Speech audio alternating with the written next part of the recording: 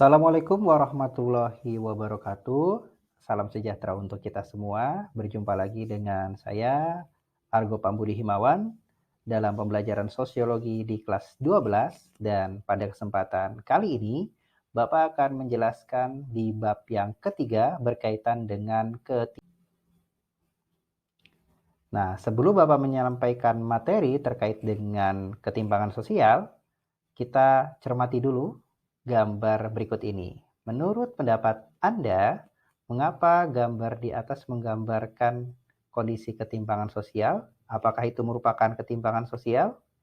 Ya, gambar ini bisa sedikit memberikan gambaran kita terkait dengan ketimpangan sosial, di mana ada anak yang sedang berdiri seperti menjajakan sesuatu dan di antara beberapa mobil mewah.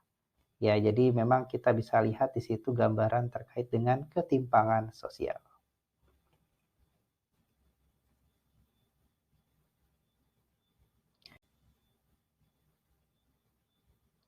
Bapak lanjutkan dulu terkait dengan tujuan pembelajaran kita pada kesempatan kali ini. Ada beberapa poin yang perlu Bapak jelaskan terkait dengan mengapa sih kita harus mempelajari ketimpangan sosial.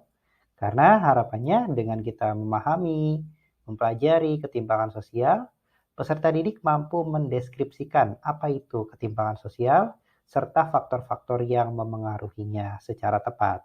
Setelah kemudian kita mempelajari dan menganalisis bentuk-bentuk ketimpangan sosial, peserta didik mampu menjelaskan hubungan antara ketimpangan sosial dengan kondisi ketimpangan kemiskinan, ketimpangan dalam hal pembangunan, ketimpangan dalam hal kesempatan, dan ketimpangan budaya dalam masyarakat dengan tepat.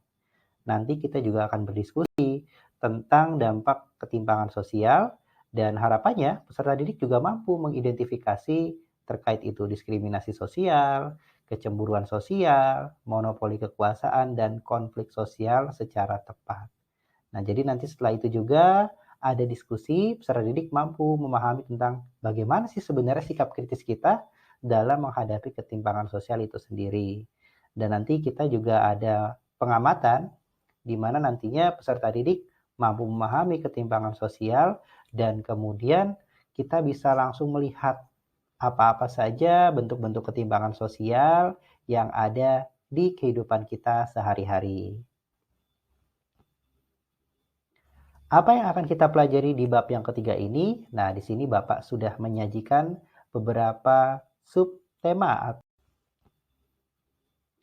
Apa yang akan kita pelajari di bab yang ketiga ini? Nah, di sini Bapak sudah menyajikan beberapa subtema ataupun topik. Yang pertama, yang A, ketimpangan sosial dalam masyarakat. Yang B, bentuk-bentuk ketimpangan sosial. Yang C, dampak ketimpangan sosial dalam masyarakat. Dan D, berbagai sikap kritis dalam menghadapi ketimpangan sosial. Kita mulai yang A. Yang A yaitu ketimpangan sosial dalam masyarakat. Ada 2 poin yang akan dipelajari. Yang pertama, pengertian ketimpangan sosial dan juga faktor-faktor yang memengaruhi ketimpangan sosial.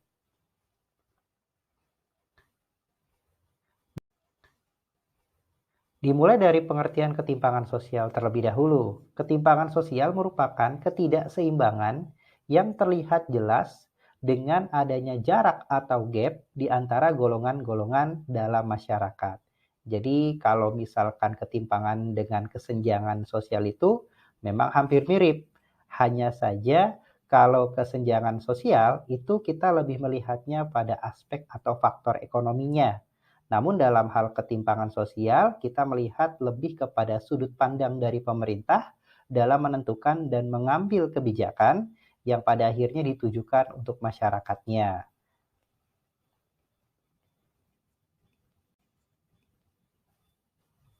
Yang kedua, faktor yang memengaruhi ketimpangan sosial. Di sini ada 6 poin yang Bapak sajikan. Yang pertama, perbedaan sumber daya alam. Yang B, letak dan kondisi geografis. Yang C, faktor dari globalisasi. Yang D, kebijakan publik. Yang E, perbedaan kondisi demografis atau faktor kependudukan. Dan yang F, faktor internal dari individu ataupun kelompok. Yang B, bentuk-bentuk ketimpangan sosial. Nah, ketimpangan sosial itu ternyata juga banyak bentuknya. Yang pertama atau yang nomor satu, ketimpangan antara golongan kaya dengan golongan miskin. Yang kedua, ketimpangan pemilik modal dengan buruh. Yang ketiga, ketimpangan dalam hal pembangunan. Yang keempat, ketimpangan dalam hal kesempatan. Yang kelima, ketimpangan dalam hal budaya lokal dan budaya global. Yang keenam, berkaitan dengan ketimpangan gender. Yang pertama atau nomor satu ada ketimpangan antara golongan kaya dan miskin. Nah, kita bisa lihat di situ ada dua gambar yang Bapak sajikan. Gambar sebelah kiri adalah gambaran rumah gubuk, yang sebelah kanan adalah gambaran rumah mewah. Kita bisa lihat dari aspek fisik bangunannya saja, itu sangat-sangat berkaitan dengan ketimpangan, di mana kalau kita bisa gambarkan, rumah gubuk itu sebagai rumah orang-orang miskin atau ekonomi bawah. Di sebelah kanan adalah gambaran rumah mewah yang memang dalam kategori ekonomi atas.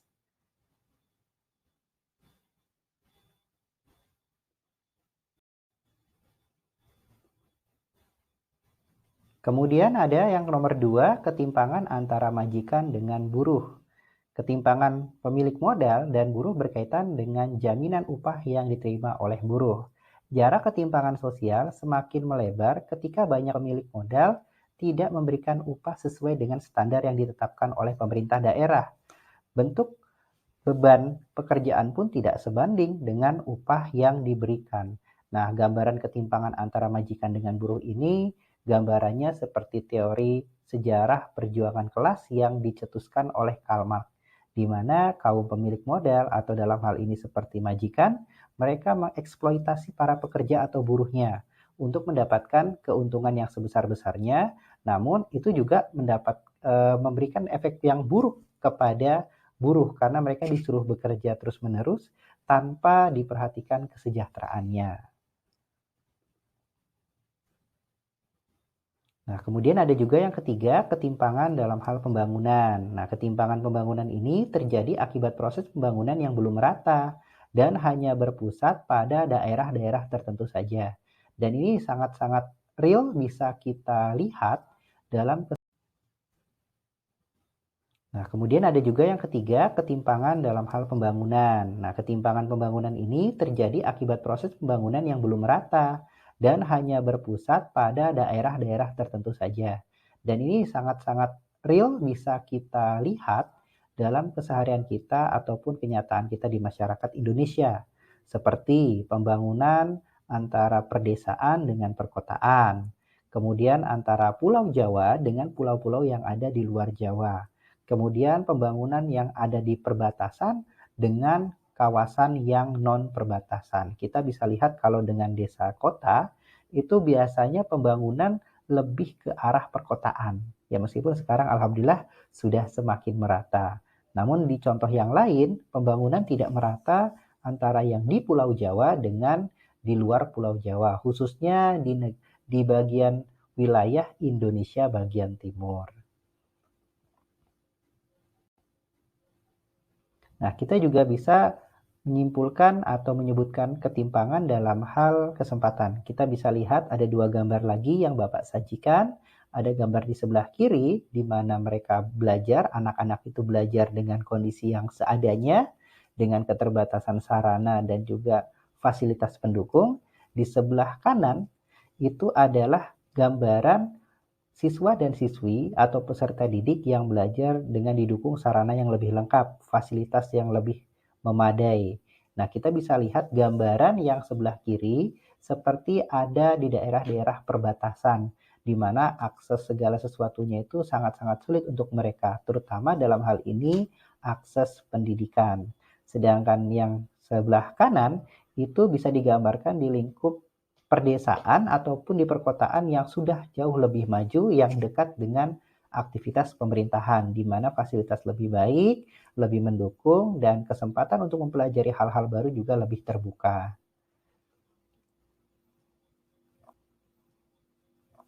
Kemudian kita juga bisa melihat ketimpangan dalam hal budaya lokal dan budaya global. Ketimpangan budaya merujuk pada ketidaksepadanan posisi budaya yang dianut atau dijalankan oleh masyarakat.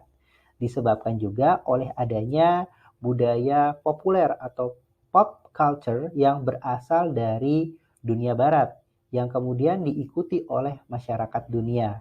Akibatnya apa? Masyarakat lebih menggemari budaya barat dibandingkan budaya-budaya sendiri. Seperti kita orang-orang Indonesia lebih banyak mengadopsi budaya-budaya barat dalam keseharian kita dibandingkan kita menonjolkan atau menunjukkan eksistensi kita sebagai orang Indonesia yang menjunjung tinggi budaya ketimuran.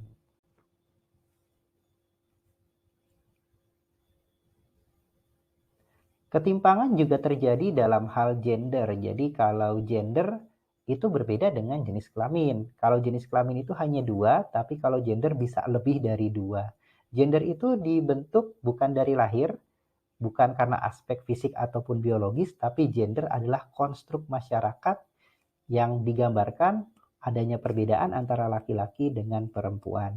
Nah, dalam hal ketimpangan gender di sini disebutkan ada beberapa poin, yaitu marginalisasi perempuan, stereotip gender, subordinasi perempuan, kekerasan, dan juga beban ganda. Marginalisasi perempuan, perempuan itu seperti dipinggirkan atau bahasanya seperti dilemahkan. Kemudian stereotip gender, menganggap bahwa perempuan itu kurang mampu dalam aspek-aspek tertentu. Dalam hal ini bisa dikatakan atau digambarkan seperti perempuan mah tidak cocok untuk bekerja di aspek-aspek umum seperti laki-laki. Kemudian ada subordinasi perempuan atau penomorduaan perempuan. Perempuan dianggap sebagai sosok yang tidak berdaya, sebagai sosok yang dianggap nomor 2, ya. Yang lebih utama dan lebih ditonjolkan dalam hal ini adalah laki-laki yang dipandang bisa melakukan segala sesuatunya. Dan kemudian juga banyak sekali hal-hal yang berkaitan dengan kekerasan perempuan dan beban ganda. Perempuan juga saat-saat ini banyak sekali memegang peranan, tidak hanya pada sektor domestik yang mengurus rumah tangga, namun juga di sektor publik. Dan itu yang pada akhirnya menimbulkan beban ganda bagi perempuan itu sendiri.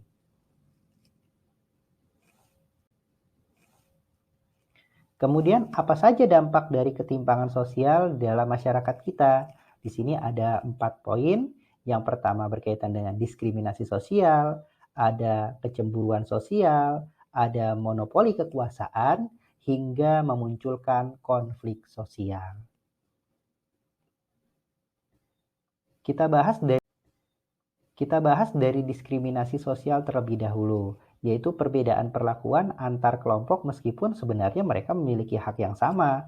Kemudian adanya pengecualian atau pembatasan kesempatan.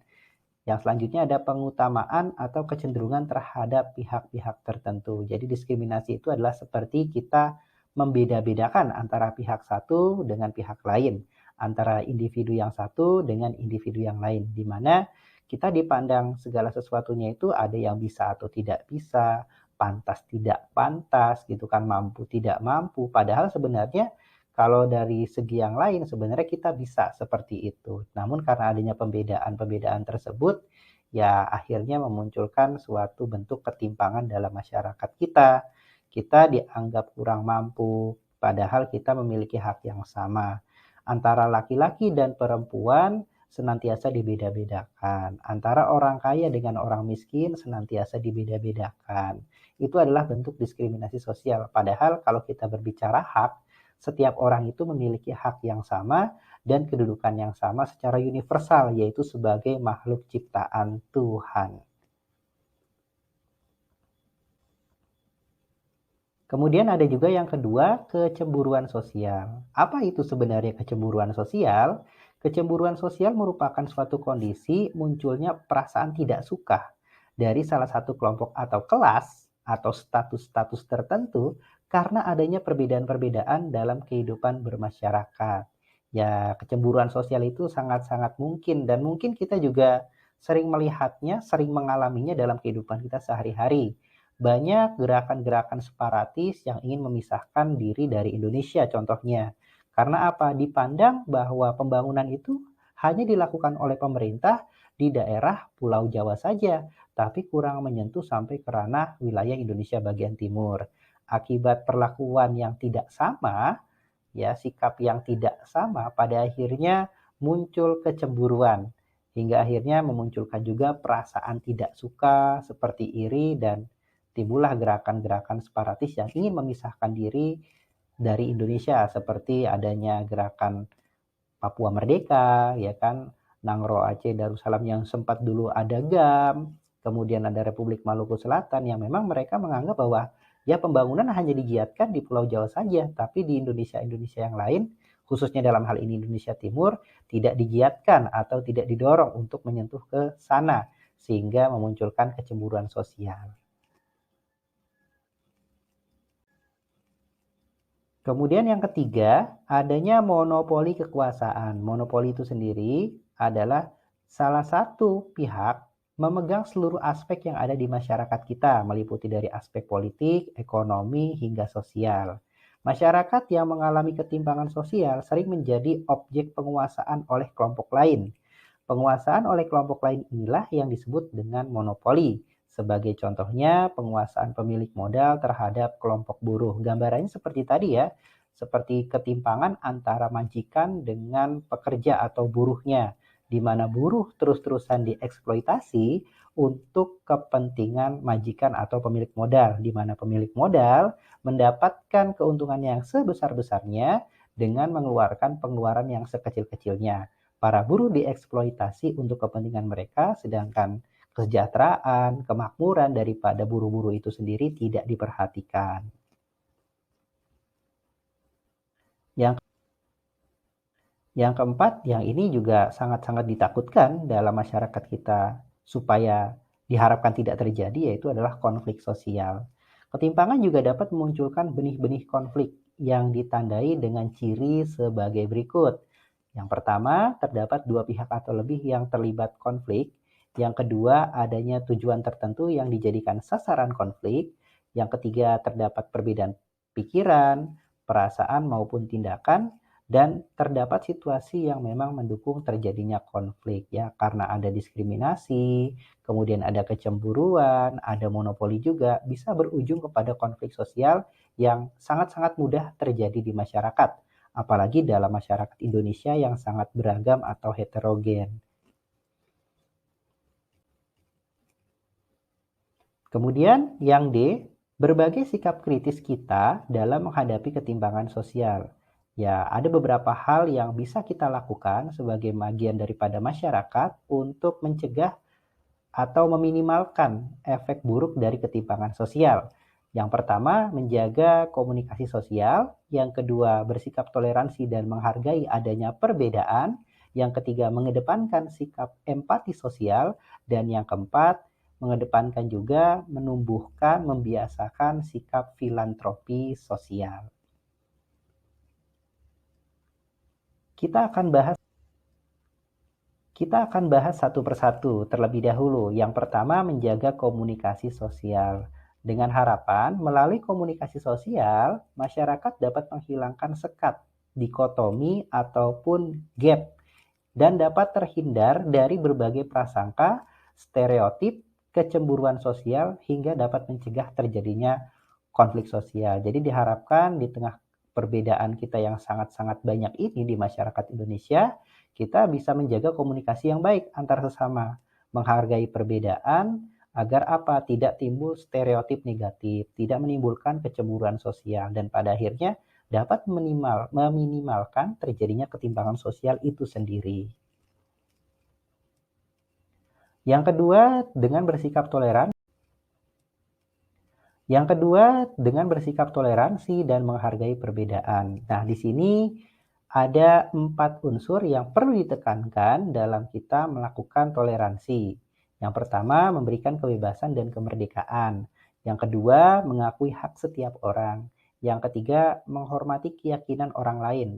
Yang keempat, saling mengerti dan memahami. Ya, berkaitan dengan keyakinan atau perbedaan dalam hal ini agama, itu sangat-sangat rentan, sangat-sangat riskan untuk memicu terjadinya konflik. Apabila kita bisa bersikap toleransi, menghargai perbedaan khususnya dalam hal agama atau keyakinan, maka akan timbul yang namanya harmonisasi dan kemudian bisa meminimalkan terjadinya ketimpangan bahkan munculnya konflik sosial.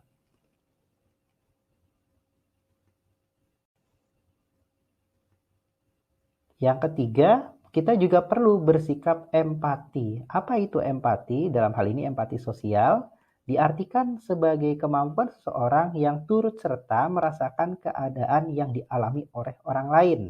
Melalui pelibatan empati dapat mendorong timbulnya rasa peduli terhadap kelompok masyarakat yang sedang mengalami ketimpangan. Jadi harapannya kita juga harus bisa nih memunculkan sikap empati sosial agar segala bentuk ketimpangan di masyarakat kita dapat diminimalkan. Kita harus bisa menghargai seperti toleransi tadi dan juga menimbulkan emosi yang lebih dalam hal ini empati di mana kita harus bisa peduli dan turut serta merasakan apa sih sebenarnya yang dirasakan oleh orang lain dalam hal ini sebagai korban dari ketimpangan sosial itu sendiri.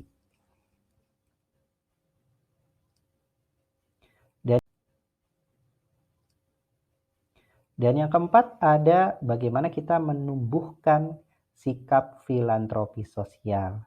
Filantropi sosial di sini merupakan kegiatan yang menunjukkan kemurahan hati atau bentuk kedermawanan terhadap orang atau kelompok lain. Atas dasar apa seseorang atau kelompok melakukan filantropi sosial ini? Didasarkan yang pertama respon terhadap realitas sosial. Jadi kita bisa melihat keadaan di sekeliling kita sedang terjadi apa sih gitu kan. Apalagi kalau sekarang kan banyak sekali hal-hal yang terjadi di sekitar kita, ada yang berupa bencana ataupun hal-hal yang tidak kita inginkan. Nah, kita timbulkan tadi sikap empati. Dari empati itu timbul rasa iba dan akhirnya kita ingin membantu mereka yang membutuhkan. Dalam hal ini khususnya orang-orang yang menjadi korban daripada ketimpangan sosial. Dan filantropi sosial juga didorong oleh ajaran yang berasal dari agama, di mana kita harus saling membantu, saling menyayangi, saling menghormati orang-orang yang sangat-sangat membutuhkan bantuan kita agar tidak timbul yang namanya masalah, konflik, dan timbul yang namanya harmonisasi di masyarakat. Kemudian ada juga upaya-upaya untuk mengatasi ketimpangan sosial di masyarakat kita. Di sini Bapak menyajikan ada 3 poin. Yang A yaitu peningkatan kualitas penduduk atau sumber daya manusianya. Yang B melakukan mobilitas geografis, dalam hal ini melakukan program transmigrasi. Dan yang C banyak menciptakan peluang kerja baru. Jadi dari kualitas penduduk kita juga harus tingkatkan dari segi pendidikannya, kesehatannya, dan juga ini berhubungan dengan poin yang C. Bagaimana pemerintah ataupun masyarakat juga bisa menciptakan peluang-peluang kerja baru yang pada akhirnya menimbulkan suatu dorongan positif di masyarakat kita untuk lebih mengatasi ketimpangan sosial, lebih menuju kepada kemakmuran dan kesejahteraan. Dan ada poin yang B yang menarik juga, adanya mobilitas geografis program-program pemerintah yang mendukung kepada pemerataan seperti transmigrasi agar pembangunan, kesejahteraan masyarakat tidak hanya dilihat dari Pulau Jawa saja yang sampai saat ini masih dekat dengan proses atau kegiatan pemerintahan, tetapi juga ke daerah-daerah lain yang lebih sedikit penduduknya namun kaya sumber daya alam. Agar apa? Pembangunan bisa lebih merata dan upaya untuk mengatasi berbagai bentuk ketimpangan sosial di masyarakat bisa lebih maksimal. Baik teman-teman siswa, terima kasih. Itu yang bisa Bapak sampaikan atau paparkan pada pembelajaran di bab yang ketiga ini. Harapan Bapak tidak berhenti di sini. Nanti teman-teman siswa bisa mengeksplor lebih jauh dengan membaca literasi dari media cetak, membaca jurnal di internet, artikel-artikel yang semakin menambah pemahaman dan pengetahuan teman-teman siswa dalam pembelajaran sosiologi. Tetap semangat dan terus berjuang untuk meraih cita-cita. Sekali lagi dari Bapak terima kasih. Wassalamualaikum warahmatullahi wabarakatuh.